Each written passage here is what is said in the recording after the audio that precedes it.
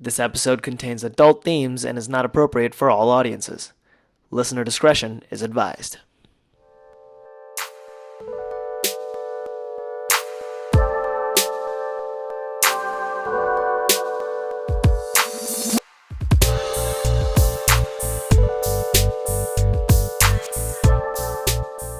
Oh, hey. Hi, it's Crystal. Just sitting here thinking about a lot of things, thinking about our next guest, AJ. AJ always kind of gets in my head. But before we go into episode number 3 with AJ, please remember to subscribe to our podcast wherever you like to listen to your podcast. We are on Stitcher. We are on Spotify. We are even on Apple Podcasts now. Huge announcement. So we are going to start a contest with the release of number 3. And if you go on Apple Podcasts and you write a review, you will be automatically entered into a contest for a free t-shirt. All the names will go into a pot. I will pull one name. And on episode number 5, so we've got 2 weeks to do this. Trying to get at least 50 reviews. Not sure if that's going to be feasible or not, but we're going to try. And on episode 5, I will draw live. Kind of live. I'll draw a name out and say the name on the air, and I will email you and find out what your size is, and I will send you a t-shirt with our logo on it. Doesn't that sound like fun? So if you can take some time to do that for me, that would be awesome. If you don't know, Apple Podcast, like going on Apple Podcasts, writing reviews, rating us helps us in our rankings and our ratings, so it's so incredibly helpful. Another thing I wanted to point out is because we had Rachel and Sophia for number 1 and number 2, there were full disclosure guests, and many moving forward are not. So if you are interested in coming on and telling your story, please know that you can do that just using your first name or an alias. I would actually be the only other person that would know who you were. Wanted to throw that out there as well. So here we are, episode number 3. I can't even believe it. AJ. AJ is just an inspiring person. They are an advocate of all marginalized people. They live and they breathe and they think about it constantly. And it's just a beautiful thing to be around. And it was a really beautiful thing for me to stand witness to AJ's story. AJ's story is rough. There are a lot of things that happened to AJ in their childhood that is disturbing and upsetting. So I thought I'd use a quote from Maya Angelou, who's one of my favorites, in reference to AJ's story. Maya Angelou says, "Courage is the most important of all virtues because without courage, you can't practice any other virtue consistently. You can practice any virtue erratically, but nothing consistently without courage." I thought that was so fitting for AJ, and I think you'll understand at the end, because they're courageous everywhere they go, and everything they do, everything that they've gone through in their lifetime. And it was so powerful for me to even get AJ on and be a part of it. I talk a lot in this one. Sorry about that, AJ. But I'd like to say it's just the energy of AJ and how we mesh together, because each person brings their own way of being, and I react to their own way of being. And AJ's an extremely playful human being for me. And let me tell you, did I have some outros on this one that I could never play for anyone.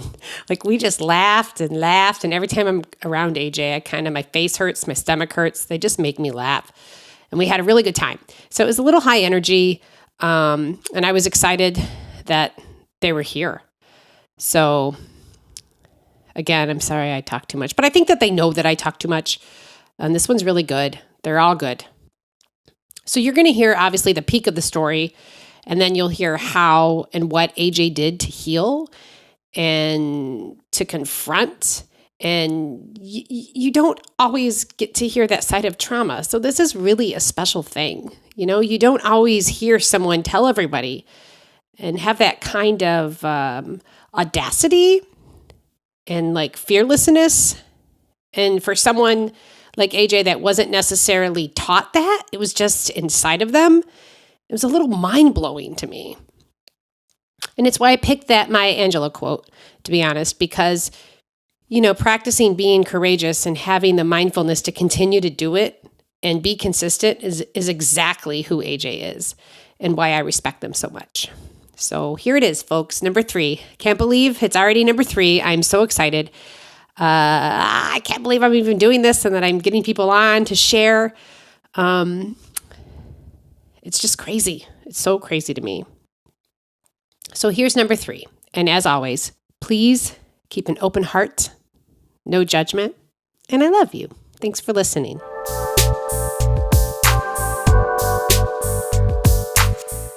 That's how I feel. Okay. So where were you born? I was born in the second city in the Midwest. Sweet. That's a great place to be born. And your parents were together? Yeah, they were married. Are they still married? No. Okay. Well, actually, yeah, they never divorced. Like legally? Yes. Oh my gosh. I know. My dad would never sign the fucking divorce papers. That's crazy. I know. It was insane. So, yeah. How many siblings did you have at that time? One. I had one older brother. Okay. He's 15 months older than me. Oh, okay. I think, yeah. Okay. So were they together? Yeah. When did they split?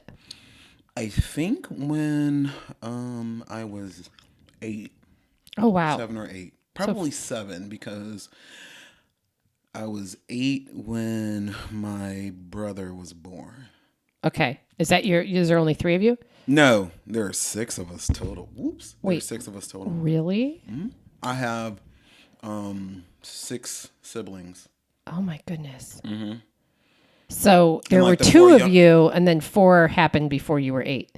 4 more came out. No, this is bad math. One happened when I was 8. Right. Then another happened when I was like 9. Then another when I thought I it was the 10. last one. No. See. Oh, okay. I see. I see. So your next brother, you were 8. Yeah. Okay. And then my sister. Okay. But they split when you were 8. Approximately. Okay. I got it. Okay. I say like before I was 8 because my brother was born in he was 8 by the time I was born or when I saw him for the first time or something. I think it was, a couple of months after he was born. Okay. So what were you like as an 8-year-old? I don't know. It's really hard to remember. Right. Yeah. Yeah. I have not many clear memories of that. Really? Yeah. What's your first memory as a kid that you can kind of remember? As a kid was, there are a few things. One is being made to go to bed when it was still light out, and I was mad about it. And my mom has explained it as I think it was for like sunrise breakfast or something at the church that I was going to as a child. What kind of church? A Baptist church. So I don't know what that means. It was just the church that we went to. And so I remember having to go to sleep and it was still light out. I was not happy about it. Were your parents, did they have a good marriage? Mm-hmm. I think, when I think about it, my parents were in their early 30s, like late 20s, early 30s when they got married. And so oftentimes when I think about myself at that age or like some friends at that age, I'm just like, oh, we don't know what we're doing, but we're going to have children. Because in your 30s, it's in some ways you're still figuring yourself out as an adult. You're supposed to have your pants on, but it's just like, no, right. This is so. But back then it was way worse. That was late for people to have kids back then. That's crazy. So they didn't. They had an average marriage. I suppose so. Yeah. I have some pictures of like my parents. One that's really cool. I need to find it. Maybe my older brother has it, and they're on the porch, and they have my older brother in their arms. And I think my dad's in this leather coat and my mom is in this denim jumper and they both have afros and, it was just super cute. Look at them, you know? So your childhood was good up until 8. Yeah. More or less. I was sort of like the reason for my own demise as a child. I was always getting into things and getting into random accidents and stuff. Like there's the scar on my face, I think. Is it this side? This side? Yeah, right there. Right. Yeah. I was chasing my cousin around in the living room around the bench, had on slippery shoes, slipped and hit my eye. my mom put like butterfly stitches on me. I like the one famous story is how I rode my tricycle down the stairs.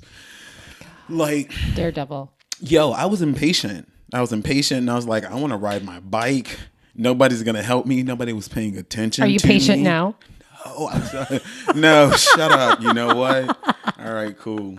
That was good. Listen. I know. I understand because I'm exactly like you. But yeah, I was like, I'm gonna do this myself. I didn't realize I should have carried my tricycle down. I was Right. like, I'm You're like, I'm outside, gonna do this. like Yeah. just wailing. I've fallen off of the top of cars. Right.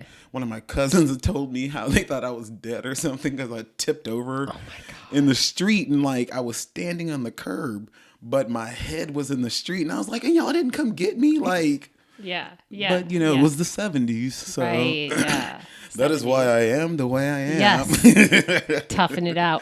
Listen, yes. That's what they told us. That's how they I raised know us. Anyway, that, which like, is not the way not- to do that. No. Please don't. So when your parents split, Mm-hmm. what did that look like? What happened? Did they stay? Obviously someone moved out or no? Yeah, my mom moved out. It was, I mean, from my perspective, it happened very quickly. Again, I think I was about 7 or 8, and I think I just didn't have a really good grasp of time. And to me, it just seemed like something had happened because this other person, I remembered hanging out with my mom and like my older brother and meeting him, and was just like, okay, this is fine. But when my mom got home, my father was really mad, and I had never seen him like that before. And I didn't understand what was going on. Right. And then not too long, like I remember literally just being in the kitchen with my mom, like, and I guess it was my first thought of empathy because I remember thinking like, poor mom, like poor, like Yeah. just something like that. And then not too long after, she wasn't around, and that person ended up being my younger sibling's father. Okay. So, yeah. So So you stayed with your dad. for a while. Yeah. And Yeah. how was that? Okay. Nah, my dad was kind of hands off. I think, to be honest, I think he was undiagnosed, like depressive, like depressive disorder. I wouldn't say he was manic depressed. Yeah, he was depressed. Yeah, he worked really hard. He worked for a utility company, like worked long hours, but That's all he did. yeah, and he just didn't like engage with us really, like my brother and I. And I remember me and my brother like fighting upstairs and running downstairs and like running around the dining room table, like, and then our father like took off his belt and we were just like, wait a second. I don't know if boxing was on or like, my dad loved watching sports like baseball. So boring, but my brother and I then like ran back upstairs and continued our Just relocated. because it was just like Yeah. that was weird. Yeah. Yeah, no, he was pretty, I would say pretty depressed. Yeah. And not just very engaging. I know everybody thought that he was like cool, but it was just like, yeah, he wasn't engaged. He was depressed. He was probably malnourished. And So when did you move in with your mom? let's see. Well, I was with my dad for a little while. Then I know in 3rd grade, I was over at my grandmother's. Okay. So that's when I was 8. So that's when things changed. Okay. So Interesting. So you were at your dad's very long. no, not that I can really remember. Yeah, because I remember, I think it was, I don't know if it was after, gosh, what happened? My dad had fallen asleep and he was frying chicken. I think it was on a Saturday because like typically he didn't work on Saturdays. And I mean, because I know that's what like my mom used to do. And then he was asleep and I noticed that like the kitchen was getting smoky and everything. And so I put the lid on it Yeah. and turned it off. We had like a gas stove top. And because I couldn't wake him up, that's the only thing I could think of doing. Because like my dad was supposed to be fixing dinner for me and my brother, but Yeah. and I don't know if I had called my grandmother because they literally lived in the house next door. Oh, I see. Yeah, yeah. Okay. And so maybe because of that, then they. So this was decided- your dad's mom? No. my dad's stepmom. Okay. Like it's a Okay. crazy family tree. We don't have to get into like the branches, but Right. Okay. So your dad's stepmom. So you're living there. I'm living there. And where's your mom? I don't know. Okay. I think she's staying with her sister at this time or something. I don't know. But still, I don't you know. didn't. How long was it that you didn't see her? Did you see her? Occasionally. Oh my gosh. Okay. Yeah, it was like there were times where I just didn't see her. Like I didn't know where she was. I knew for a while she was at my aunt's who lived not too far, but eventually, she just moved along. And I didn't know where. Like there were Right. several times over the years I had no idea where she was. So, Interesting. yeah. Why do you say interesting? It's just abandonment, like Oh, yeah. at such a young age. Okay, so Well, and also like the adults in my life were not like they were filling a role. well, yeah, but like not in a good way, not in Right. a way that like a mom could fill. Where like Right. typically you would try to find a way to connect Right. the children to their mother, but instead they're going through their own anger process. Yeah. And the kids are losing out. Yeah. But my mom was in her own situation, so any Right. foods. Weird. Yeah. Really weird. Yeah, lots of shit. So, So I'm over at my grandmother's, which is right next door.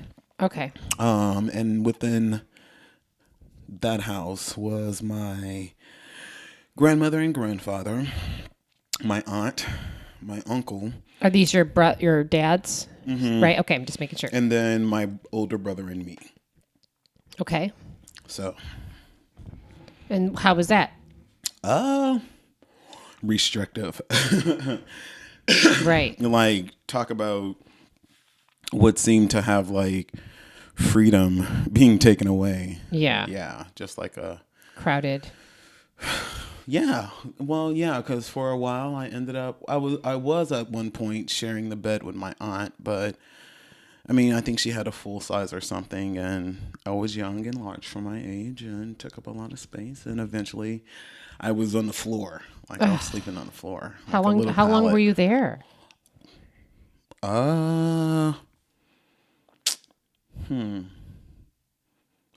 I would say third grade, fourth grade, and then in fifth grade, I went to a different school. So I would say for that period of time. And then yeah. where'd you go? That's when I went to live with my mom. Okay. And was she remarried then? No, she's never been divorced. Okay. Yeah. But she was still with that gentleman. And did she already have another baby? Yes, my sister. Okay.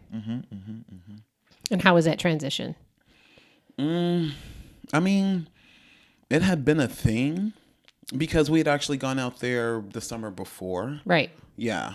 Like the summer before, it was basically like the summer before starting fifth grade. I thought we were just going to stay for the summer, and then we ended up getting enrolled. And like over that summer, I was just like, fuck, because it was at my mom's house, or did I go back to like the horror at my grandmother's house? So, Right. Right. So you're at your mom's and you're there until you graduate? No. no, I was only there for a year. Oh, goodness gracious. Then where did you go? Went back to my grandmother's. And back to the old school system that you were in. Okay. Yeah, so it was like familiarity. But why? Because my mother's living situation wasn't conducive to her steady growing family. And I think that's when my father got custody of us. They actually went to court and got custody of my brother and I. Okay. Yeah. So you're back at your grandma's and it's 6th, 7th grade, middle school. Yep. And then are you there for a consistent amount of time then? That's where I remain. Okay. That's where you remain. So and the same people are in the house? Gosh, if I could just remember age differences. That's where it's like, if I was in 6th grade, then I was 10, then yes. Ish. Yeah. Yeah. Ish. It doesn't matter. It's totally fine. That's perfect. I think if I was 10, then I don't know if my aunt was there or not. Maybe she was, because she's 10 years older than me. Right. But I think my uncle was. Yeah. So. Yeah. And was your when you went to your mom's, was your her spouse, or not spouse but partner, was he nice? Fuck no. Was he abusive? Yes. In what way? Verbally, physically, emotionally. To everyone in the house? Primarily my mother. Oh no, so you witnessed a lot of abuse. Yeah. And then occasionally to my older brother. Okay. So in that 1 year, you saw your mom go through some physical abuse. Yes. Emotional abuse. Psychological abuse. Yeah, cops were called. My mom would actually secretly call the cops to get them to come and disrupt the abuse that was escalating, like when he would actually direct it towards my younger brother. Yeah. Oh my God. And you guys didn't know what to do. You just had to sit it was there. like frightening. Horrifying. That shit was terrifying. Horrifying. Yeah. Yeah. Like he actually punched my older brother. Like I was 10, I think RC was maybe 11. And like, I remember it from my view because of the apartment that we were in. And like, I know, and I never knew what would set him off. It was just fucking. Oh, so it was random. Like he would just fly off the handle? Well, now I know that it was drugs and alcohol, but. Oh, right. You know. You didn't then. Yeah. Why would you? Right. Yeah, I was saying like one time I woke up because we were living in this like 1-bedroom apartment. And like I saw him sitting at the table. And I didn't realize I had just finished seeing him like snort up some shit. Oh no. Yeah. So I get up, go to the bathroom. And I'm like wanting to sit there and like imitate them because it's like, you know, if you mimic them, like then that might ease some of like the impending terror, but you know. Right. Trying to connect. Just trying to bond and be on their side. And so I'm 10 years old at the table, like dipping my fingers into oh my God. Yeah. A bottle, like a bowl of water and rinsing my nostrils, mimicking what he's doing. I don't know what he was doing, but it was some shit. That's nuts. So thank God your father or somebody said, okay, we need to get these kids out of here. Yeah. And your poor mom. I mean, then I'm sure this went on when she had your sister, right? Well, yeah, my sister was there at the time. Like As a baby. Yeah. She used to actually call me mom. Oh. Yeah. Cause I used to like take care of her so much. Cause like, I mean, her father didn't work. So shit sucked. Yeah. Okay. So you're back at your grandma's. And how does everything unfold there for you? I mean, it still sucks. Right. Like it sucks. My grandmother's strict. Felt smothered, you know, witnessing the stuff that like was going on with my mom, and then like going back into like this predatory home. Like I didn't want that because like nobody knew, like even from 8, because that's what I'm saying. Like when so it started right away. Yeah. Okay. Yeah. And who was the predator? My uncle. Okay. Yeah. The one that was living there. Yeah. And what is his I would role? say he was probably like 16 or so. Wow. And so it started immediately. So you were probably thankful in some way to be at your mom's. Yeah. Because you could get away from that. And would he just I mean, I wasn't thankful in some ways at my mom's because that shit's well, that was terrible. Okay. You didn't know. Well, like let me paint the picture. It's like this is middle school, like where I was living, there wasn't a middle school, so you would go to school with all these people. And so I would go to this new school for this 1 year, and I'm the new kid. And I'm also the fat kid. Like, I remember, and I don't even know why they would do this, but in this one particular school system, they had recorded our height and weight and had posted in the gymnasium. And so it was me and this other girl, and Wait. They posted your weight and your Yes, height because yes. it was Ronald Reagan's like do some kind of I have no activity clue. I don't thing? know. Like, I have no what did they idea. call it? Presidential? I don't remember. I have no idea. Oh yeah, it feels like the presidential, like the Arnold Schwarzenegger, Like some kind of weird healthy Yeah, I have no idea. I don't know. 80s? Yes, yes. Of course. Okay. It was. Go I would on. say Sorry. about 1987, I Yeah. think. 80s. Terrible. Yeah, Okay. awful. And so me and this other girl were at the top, and it was. I know I was 172 pounds, so just imagine. I think I was 5'9", 5'9", 172 pounds, with a Jerry curl. Wow. In the 80s. Fucking terrible. It is terrible. But you're also carrying like I'm assuming molestation at your grandma's house. Okay, so you have that. Yeah, where's another way to like be rendered invisible? Like, Right. oh, And then you go to your mom's and you're Yep. dealing with constant drugs and abuse. Oh my God. and alcohol. Yeah. Yeah, like my mom was working. She didn't do that. Right. Like, to be perfectly clear, she did not partake in that Right. at all. Right. So, Right. Well, so and where was her family? I know. Man, I mean, it's so weird, like, to know that people knew. I mean, but like other people have stuff going on. Like I said, I was 10 I know. when I saw that, and Well, our society at that time wasn't talking about it even more so than they are. Like, I mean, it Yeah. was just completely shove everything under the rug, which is Man, why we have a it's society so- of chaos. now. it's so ridiculous. It's so ridiculous. The way people aren't held accountable. His family knew. His mom knew. Like, your folks knew. mom's partner. Yes. Oh, yeah, Yes. of course. This dude would, like, he had been locked up. His mom would bail him out of jail. It's like, Right. come on. Yeah. When it's like, oh, that's my son. Like, your son is not doing anything except causing chaos. Right. And despair. Yeah.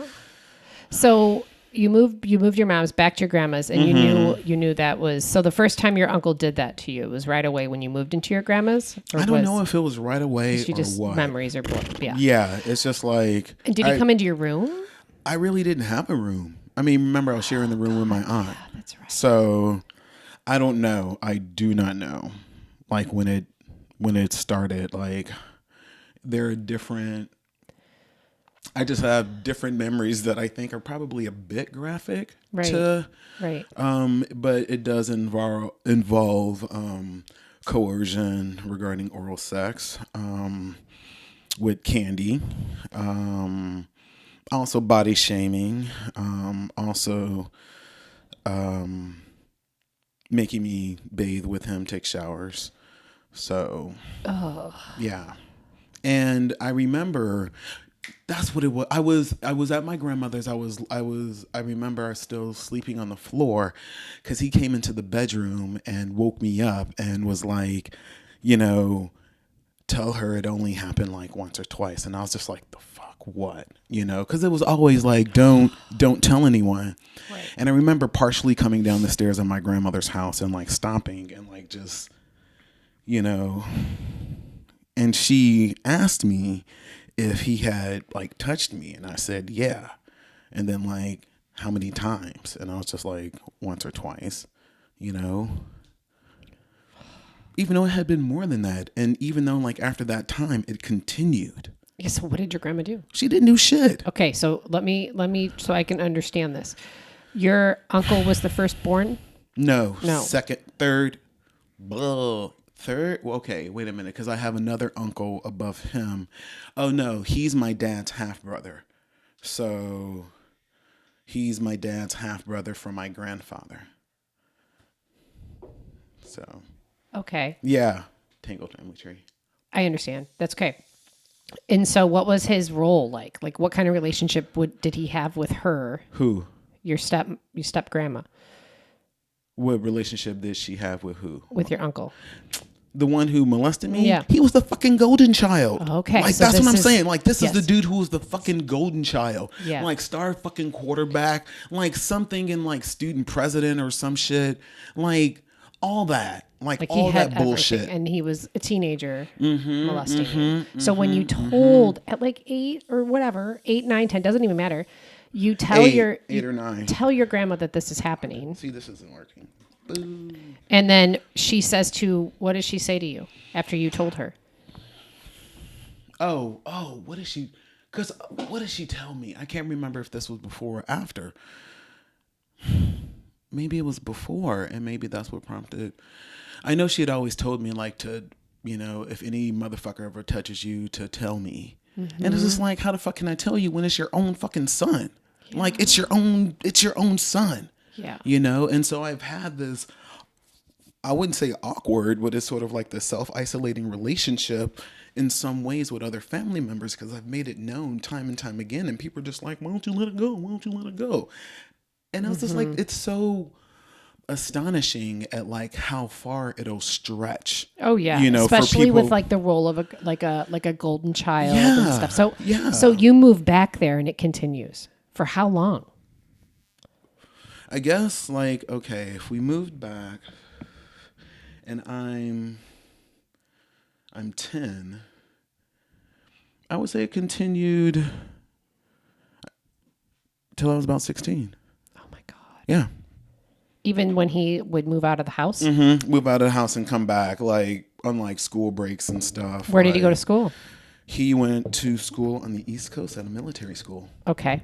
Wow. So to even amplify. Yes. I know. It's all the things. So how do you think that going through that trauma affected your behavior, and like what were you like from 8 to 16 as you were going through that? And did you tell your mom? I can't remember when I told her.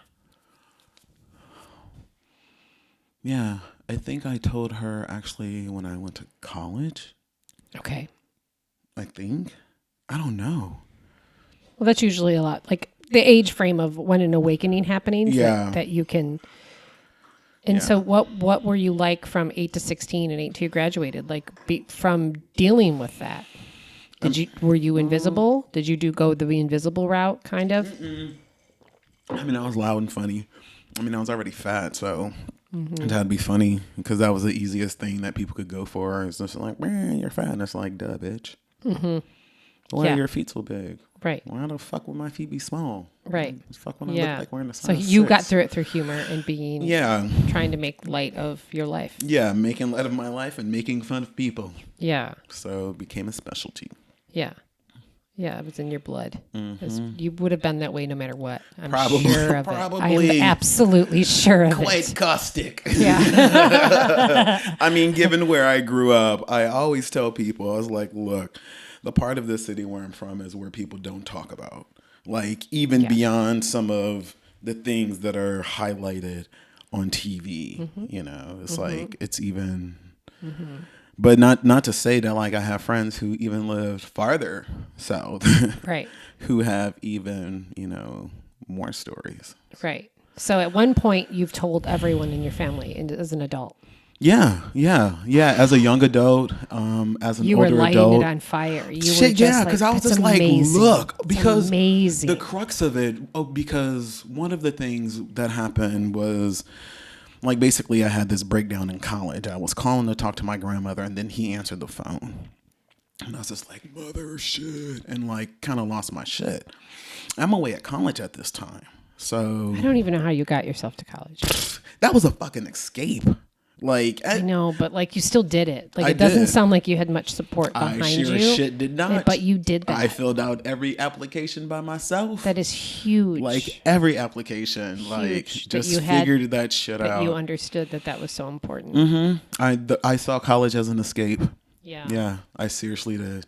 It's crazy. Yeah. So he answered. Mm-hmm. And I kind of, like, froze up. And I hung up. But that was, like, the day of Star 69 or whatever. And, my phone rang again, and he was on the line. And did you confront? More or less, yeah. Wow. It wasn't like the best conversation. Right. I remember, him saying things like trying to blame it on being molested himself. And I was like, then asshole, like, why the fuck would you do that to somebody else? Like, how could you, if you know that this fucked with you, why would you do that to someone else? Like, it was stupid. It was like there was zero accountability. And like my grandmother says now, well, your uncle said he tried to apologize to you.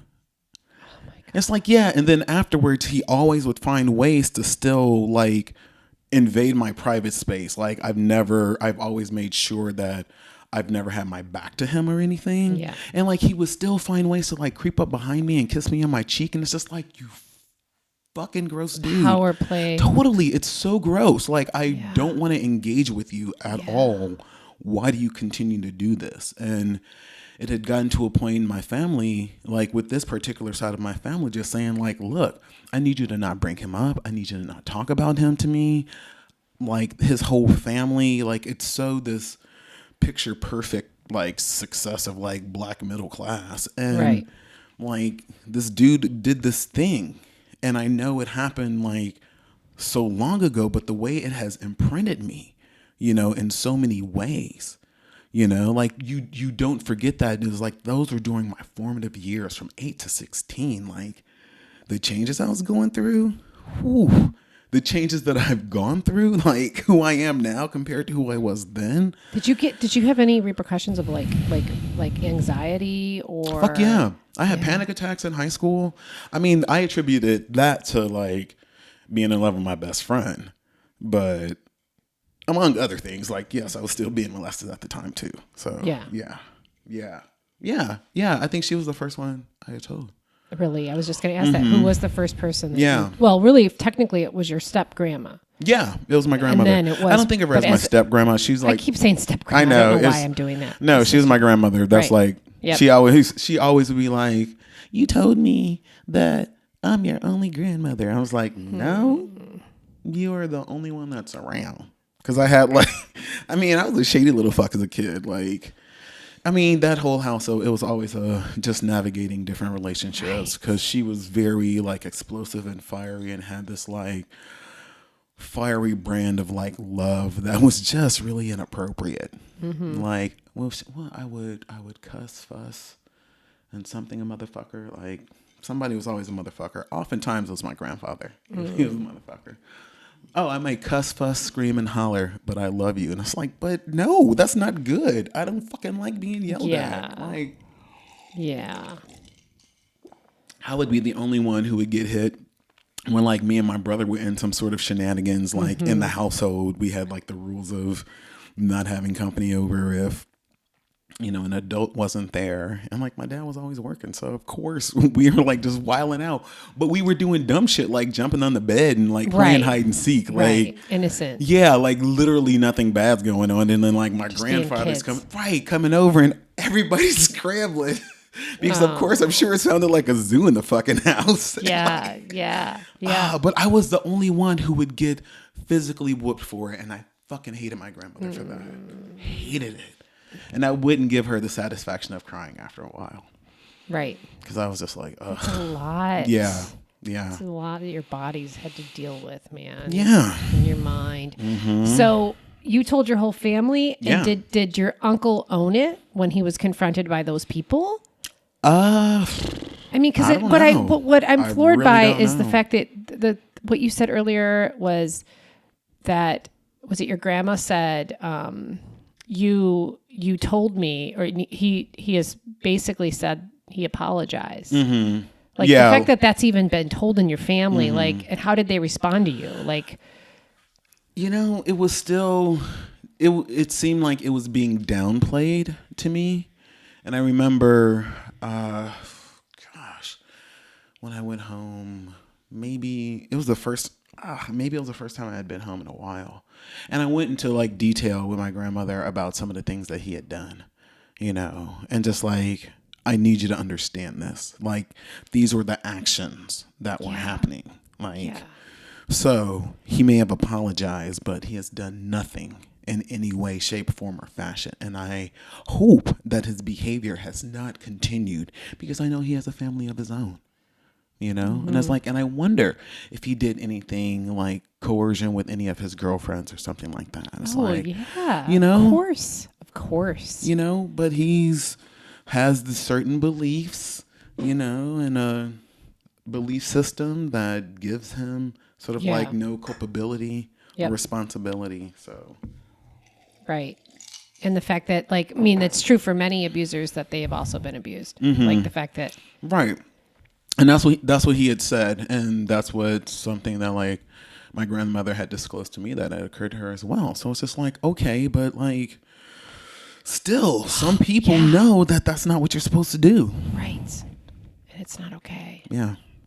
So do you want to talk about being in love with your best friend? Nah, we don't have Okay. to. Okay. That was a long time ago. I just So. wanted to- I mean, it led me down the road where I am. I know. It just, you mentioned it and I was like, ooh, with anxiety. Well, I mean, it was also just something because more of in the sense because of what I was going through. I was having these panic attacks in school. Or like at home, I was inflicting self-harm, just like having, really? yeah, yeah. Poor peep. Like cutting? Well, not cutting. I hadn't gotten to that, but it was more. It was more like biting and like picking and like scratching. I remember I had this crystal necklace. With like a yin and yang signal. Super cool. Yeah, and I remember like just scratching myself on my arm because I couldn't feel it. Like I couldn't feel it. Yeah. And that's the thing that was like so weird. And it was classic when I was in high school. The signs and symptoms were like I was all engaged and then everything just dropped off. Yeah. Yeah. So, and that was mainly because like a relationship with my best friend. Yeah. Total like first love, heartbreak, that sort of thing. Yeah. But yeah, it was high school. Your story's rare because not many people have the guts to tell their family. Yeah. That this went down. Yeah. I mean, I was just like, I'm sick and tired of having to be around this dude. Can we pressure. Stop? Yes. Yeah. Like, can you please this is the one boundary that I asked. Like, and nobody was respecting it. Yeah, like so much so because he's like so regaled, Right. Like there was pressure. Like this was the thing is there was pressure. I want to say I was in my mid-20s. My older brother was going to get married and I was like, can he not be there, please? Please. Yeah. And did he ever do anything to your brother? I don't know. I don't think so. Okay. Yeah. Okay. I don't think so. Yeah. Like that's what I believe that my brother wasn't touched. Okay. So, the thing is that everyone was pressuring me to like change my mind. This is the only time I had like ever made a request. I remember calling my brother and like, it felt weird cause I didn't like living in Michigan and stuff. I was all like, I don't know how anyone's going to respond because I really hadn't been keeping in touch and like we really hadn't just kept in touch and stuff for the most part. But, it was like, if this is the one thing that can happen, it would bring me peace. Like, please, like, please, And I got pressure from so many people. Like to just let it lie. Yeah. Like, is that what they were saying? Yeah, just let it be. Even like it's the past, move on. Like your whole family, pretty much. And even like some folks from like my brother's soon-to-be in-laws. Yeah. So it was just like, dang, like, and y'all know. That's the part like, that really enrages me, and I don't understand so like where they hold him, and like why is that forgiveness? Why do you have? I mean,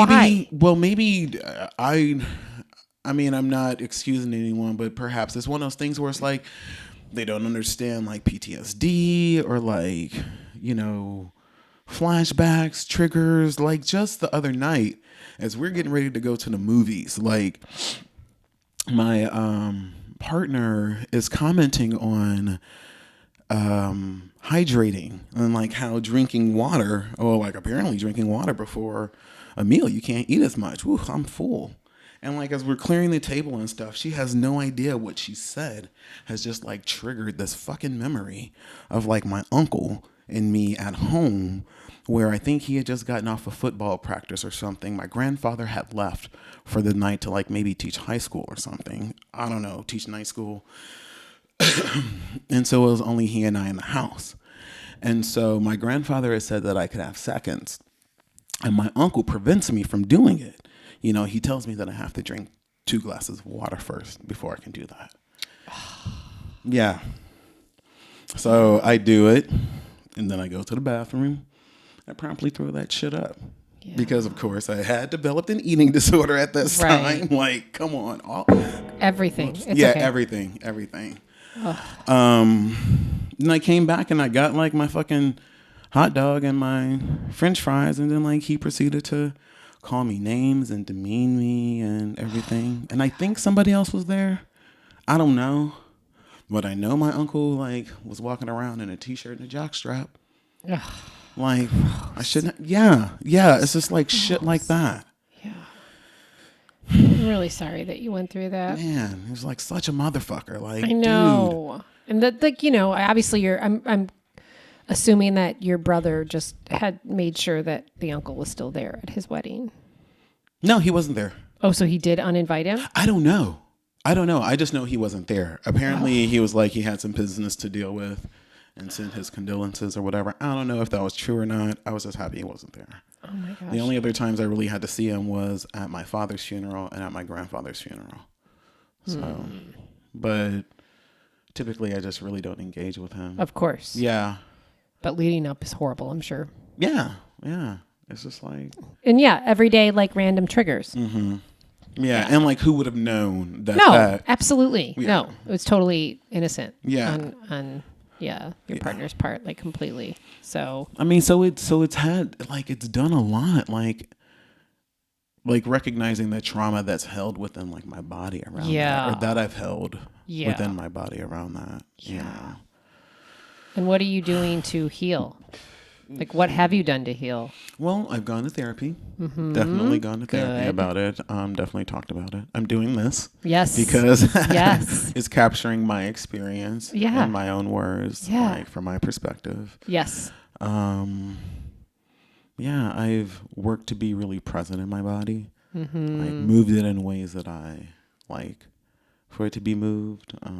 Starting to get back into swimming. Mm-hmm. Trying to modify some things that I'm doing because I worked at a desk for so long. I'm starting to get, like, numbness in my arms. So really just trying to figure out ways to, I guess, prevent further damage to the body that I have.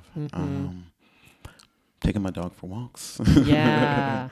I mean, there have been times where I have been able to have moments, you know, that are really peaceful around it.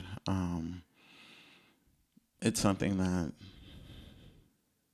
it takes a lot of work, you know, to just have that really to be ingrained into you. Yeah. You know, and it affected a lot of my sexual experiences when I was younger and just, Yeah. So I still think I need some additional work to do, especially around the sexual experience part. Yeah. And probably need to find a sexual therapist to discuss that with, but in a lot of other ways. That's why it's like I'm such a fierce advocate. Like, when I know that, like, my friends are going through things. Yeah. You know, I can't do that as work. Like. Right. But for people to have their predators be held accountable, even if it's like it doesn't end up in jail time or something, it's like, because I wouldn't even know what to do. Right. You know? I mean, it's like, I've told plenty of therapists, so, like, that stuff's on record somewhere, but I don't know. Right. Yeah. But it's more of just like to have the story existing. It's out there. Right. To know that it's something that it happens. Like, it's such a continual thing, and, like, you tell people, and, like, man, there's nothing you can't do anything about how they react to the information that you've told them. Nope. Ultimately. Nope. So. Nope. And just remind them. Yeah. Please do not mention that person around me. I've asked you before. Right. I know it's hard for you, but for my sake, could you not? Could you not? Like, you know, he was in the military, and my aunt, his sister, posted, like, something and happened Veterans Day, and I had to see, you know, his face in there. You know. Yeah. But it was funny. It was just like, oh, well, my dad's not faces up there. I need another. I'm thirsty. Oh, I still have stuff in here. Well, I think we're good. We're good. Do you have anything else you want to add? I mean, ultimately, I just want to give sort of like I wanted to do this because I don't think voices like mine are often heard. Oh yeah. Yes. So if people don't know, it's Absolutely. like I am black and I am a non-binary transmasculine person. Yes. So that's something I don't think people really understand as like who can be affected or like who is affected No. and just, you know, I think like when I was in high school was the first time that I learned of other classmates being sexually assaulted or molested. Then in college, that was the first time I'd heard for like, you know, cis men and women friends of mine. Like actually cis gay friends. But it was just like it was so pervasive. Right. It was so pervasive. So Yeah, and you're absolutely right. No, yeah, there's clearly not a place at all. Reminded every day. right. It's enraging. Oh, absolutely. And it's something where like people don't. It's like how do you hold somebody accountable for your behaviors, for their behaviors? How do you do that? I know. You know what's the payment? What's the offering? What can you weigh? You know. Yeah, and that's the problem. Is there is not an answer. Yeah.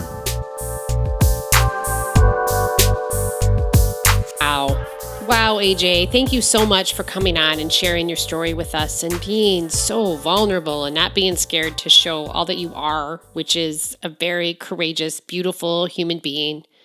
I really hope that you listeners could hear how hard things have been for them. And actually still is because of that whole black, non-binary, transmasculine part, but also because of the trauma. And I hope that this offered you a different perspective, and I hope that you found connection through them. AJ picked for their nonprofit, the Ori Art Gallery here in Portland, Oregon. It's a pretty rad place. From their website, which I will put their website up on all the social medias, but it says, together, they seek to reclaim and redefine the white cube, which those of you who don't live in Portland, this totally exists, through amplifying the voice of trans and queer artists of color, community organizing, and mobilization through the arts. It's a pretty cool place, and I like that AJ picked that. So again, thank you so much for that, AJ. And as always, my nonprofit is Rahab Sisters. You will hear me talk about the radical hospitality on this podcast and why it inspired me. All the links will be up on that as well. Please remember to go into Apple Podcasts and review us, rate us. If you write a review, I will enter your name in a contest and I will draw it again on episode 5. I will draw the name and you get a free t-shirt with our logo on it.